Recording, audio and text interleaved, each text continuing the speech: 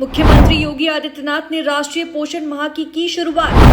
555 आंगनवाड़ी भवनों का किया लोकार्पण। 3 बच्चों का हुआ अन्नप्राशन। मुख्यमंत्री योगी आदित्यनाथ ने बुधवार को लोक भवन में राष्ट्रीय पोषण माह की शुरुआत की है। इसी दौरान उन्होंने कार्यक्रम में शामिल लोगों को पोषण का मंत्र देते हुए कहा है कि बच्चों की सेहत सुधरेगी तो पीढ़ी संवरेगी। सीएम योगी ने कहा कि कुपोषित बच्चा समाज के सामने एक चुनौती है। स्वास्थ्य समाज और सशक्त राष्ट्र के निर्माण के लिए हमें जाति, मत और मजहब से ऊपर उठकर एक एक बच्चे पर ध्यान देना होगा। तभी हम 247 तक भारत को विकसित बना पाएंगे। इसके लिए हम अभी से मेहनत करनी पड़ेगी। उन्होंने कहा कि विकसित भारत का सपना साकार होने का मतलब हर चेहरे पर खुशहाली है।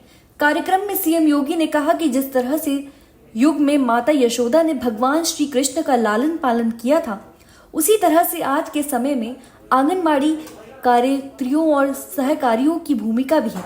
उनमें मां यशोदा की तरह बच्चों का ध्यान रखना चाहिए। उन्होंने कहा कि आंगनबाड़ी बहनें उद्धरण के माध्यम से 3 से 5 वर्षों के बच्चों को शिक्षित करें तो बच्चे तेजी से सीखेंगे। सीएम योगी ने कहा कि राष्ट्रीय पोषण माह का ये कार्यक्रम प्रधानमंत्री नरेंद्र मोदी के विकसित भारत की मुहिम को और मजबूती प्रदान करेगा। अगर हमारे प्रदेश के बच्चे सुपोषित होंगे तो भारत समृद्ध होगा। अगर प्रदेश के बच्चे स्वास्थ्य की दृष्टि से विकसित होंगे तो भारत विकसित होगा। सीएम योगी ने बिना नाम लिए विपक्ष पर कटाक्ष करते हुए कहा कि वैश्विक महामारी कोरोना के दौरान कुछ लोग विदेश भाग गए थे तो कुछ लोग छुट्टी मनाने निकल गए।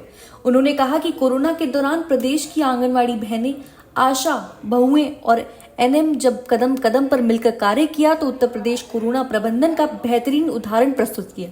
अपनी सरकार की उपलब्धियों के विषय में बताते हुए सीएम योगी ने कहा कि डबल इंजन सरकार ने पिछले 7.5 वर्ष में उत्तर प्रदेश में 18,000 से ज्यादा आंगनवाड़ी केंद्रों का निर्माण कराया है। बाकी बचे केंद्रों का हम एक साथ निर्माण करने जा रहे हैं। सीएम योगी ने कहा कि 2017 से पहले इसी सीजन में 1 से 15 वर्ष की उम्र के हजारों की संख्या में बच्चे इंसेफेलाइटिस की चपेट में थे। उनमें से 60% बच्चों की मृत्यु हो जाती थी। उनमें से 40% बच्चे शारीरिक और मानसिक दिव्यांगता का शिकार हो जाते थे। उन्होंने कहा कि 40 वर्षों में प्रदेश में इंसेफेलाइटिस से 50,000 से ज्यादा बच्चों की मौतें हुई।